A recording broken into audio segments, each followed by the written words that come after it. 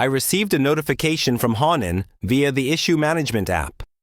I scrolled down to the Issue Management tab on the dashboard and opened a task named Error in the Wings. In order to analyze the situation further, I dragged and dropped the markup from the Attachments section into the 3D Markup application. After examining Hanin's markup and note, I realized where the problem was and updated the task state to In Work. I access my rocket design in X-Shape and initiate a new revision, providing the required details in the revision description. I modified the wing angle to 45 degrees and saved the changes.